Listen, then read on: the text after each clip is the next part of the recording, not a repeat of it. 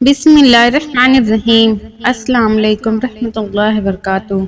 मोहतरम नाज़रीन, हमारी आज की वीडियो का मौजू सब्र है। सब्र इस्लाम का वो जुज़ है जैसे हमारी ज़िंदगी में पानी का है।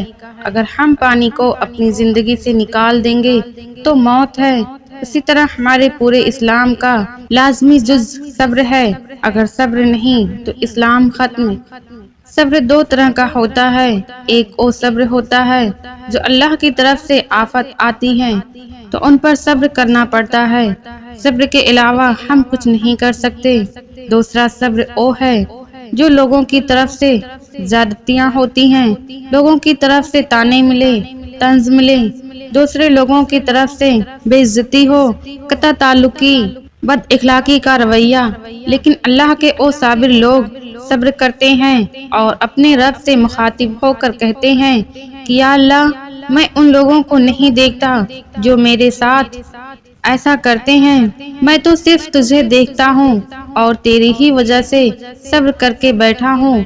तो उसको असल सब्र कहते हैं। सब्र एक कड़वा घूंट है जिसको पीना इंतहाई मुश्किल है, लेकिन जिसने सब्र कर लिया समझो उसने अपने रब को पा लिया। ये ऐसा सब्र है कि उन लोगों की बातें सह जाओ, लोगों के जख्म देना सीख जाओ, लोगों के दिए गए इल्जाम बर्दाश्त कर लो, खुद बिछ जाओ, मिट जाओ और अल्लाह के दरबार में ऊंचा मकाम पालो। उन लोगों को बोलने दो, तुम सुनते जाओ और सब्र का घूंट पीते जाओ। बस अफसोस ना करो, आह ना भरो, बस उस वक्त का इंतजार करो जब जन्नत के गुलाम भी तुम्हें सलाम पेश करेंगे, जन्नत की हूरें भी तुम्हें सलाम पेश करेंगी और जन्नत में आलीशान और खूबसूरत घरों के मालिक बन जाओगे। और वह घर ऐसे होंगे जिसकी दीवारों की एक ईंट चांदी की, एक ईंट सोने की, एक ईंट याकूत की, एक ईंट जमरिद की और एक ईंट मोती की होगी। और तुम्हारे पाँव में जाफरान की घास होगी और उसकी छत मेरे रब का अर्श होगा। वह क्या घर होंगे जहाँ मौत की भी कोई फिक्र ना होगी। इसलिए अगर तुम अपनी जुबान को काबू कर लो, लोगों की दिल आजारी पर चुप रहना सीख लो, उनकी बदतमीजी पर चुप साध लो और बुरे के सामने मुस्कुराना सीख लो, ताने सुनकर भी उनके सामने मुस्कुरा दो, तो तुम्हें ज्यादा तस्बीहात की जरूरत नहीं पड़ेगी या ज्यादा नफलों की जरूरत नहीं पड़ेगी और तुम उस मुकाम पर पहुंच जाओगे जहां कोई ना पहुंच पाएगा। इसलिए अपनी नफ्स को अपने काबू में करके उसको पाक कर लो। हमारा ये नफ्स सिर्फ दो बातों से पाक होता है, एक इबादत और दूसरा अच्छे इखलाक से।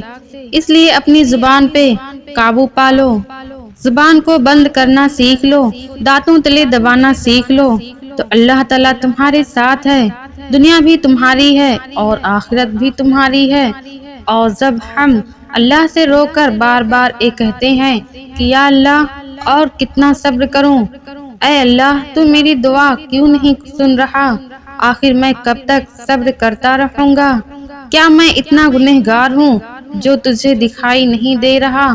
तो उस वक्त शैतान हमारे दिल में वसवसे डाल रहा होता है जो कि हम अपने रब से शिकवा करते हैं। हालांकि अल्लाह पाक हमें देख रहा होता है कि मेरा बंदा सब्र करता है या नहीं।